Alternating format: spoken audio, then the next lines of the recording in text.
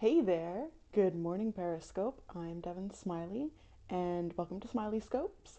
And I do the Smiley Scopes each morning because as I've been journaling and I've had my coffee and I'm waking up, I'm on my second cup now, thank goodness. I have a lot running through my head for what I'll be preparing for the day.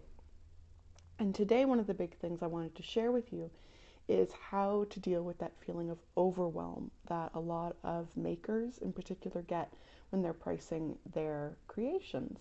And I'm thinking particularly about makers and artisans and craftsmen, craftspeople, because I'm preparing an article and some notes for an interview I'll be doing on it. So I'm thinking a lot about how makers price their products and how quickly overwhelm can hit. Hi, Sandy. Good morning.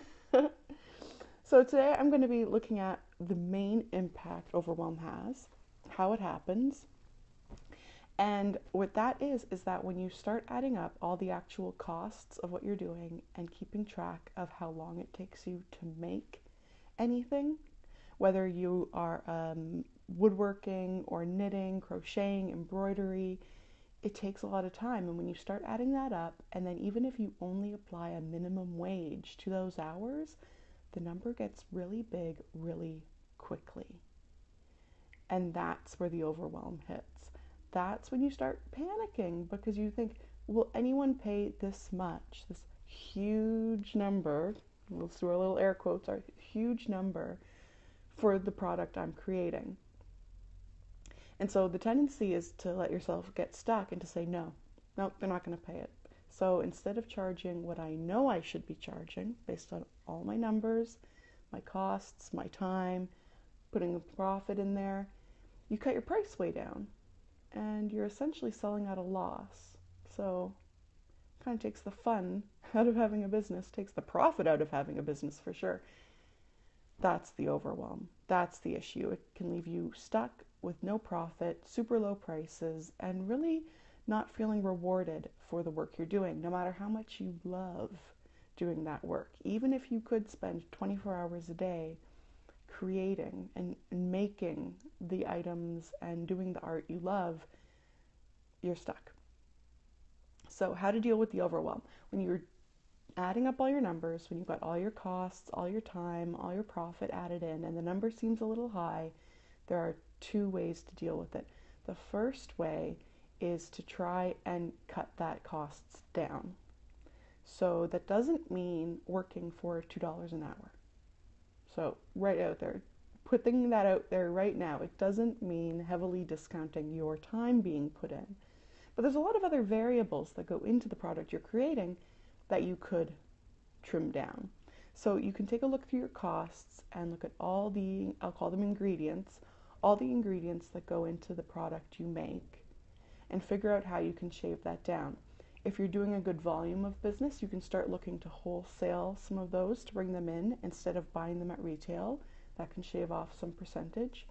You could find other makers of similar sort of products, but not competitors, in your neighborhood, in your local area, and do group buys so that you can all benefit from those cost savings.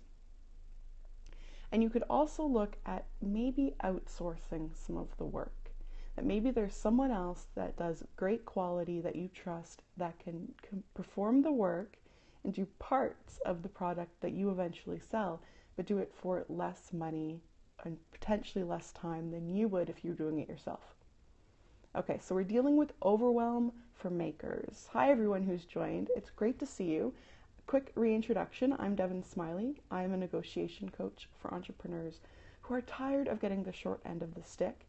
And today I'm sharing some tips about how makers and artisans can avoid pricing overwhelm and the overwhelm that happens when prices start getting really high, really fast, once all the costs and labor are taken into account. So when that overwhelm hits, avoid the instinct to cut your prices way down low because that's how you end up with no profit. Instead, look at the expenses, look at the costs going into that product you're making, and try to find ways to trim that down without discounting your own time. No one here wants to work for $2 an hour, right? That's not going to get you very far. You're going to burn out really quick doing that. How can you shave down the cost of the ingredients going into the product you're making? How can you potentially outsource some of the work involved to someone who's less expensive than you doing the work yourself? And then the second way to deal with the overwhelm, when you have this price and you think no one is ever going to pay for this, what am I thinking? What am I going to do? Position yourself so that people will pay for it. And this is where your pricing and your branding and your marketing come into play, even down to the words you're using to describe what you do. If you can put a premium spin on all of that, you can charge more. And that means instead of taking photos that are kind of shadowy and in the dark, and maybe everyone can tell you did them on your bathroom floor, do some great photos. Invest in a new camera. Use your phone. Phones take great photos. Get some good lighting, a little light box. Take some pro photos. It makes your product look that much better, and it means you can charge that much more. All of a sudden, this price that seemed scary high is not unreasonable to the potential customers seeing your listings. Okay, so 2 ways to avoid the overwhelm. 1, cut down the expenses so you can drop the price, or build up the marketing and the branding and all of your premium messaging around the product so that it supports the higher price you'll be charging. So if you have any questions, let me know. Follow me here on Periscope, Devin M. Smiley. Ask me your questions. If you're catching this in replay, email me your questions. You can contact me on my website. It's devinsmiley.com. I have a great blog there with all sorts of videos and articles, resources about negotiating and pricing your product and your services, because we have a lot of service providers too. But today's focus was on makers and that overwhelm and that freezing and the way we can really end up underselling ourselves.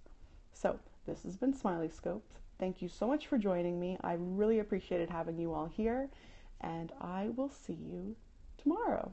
Bye, guys.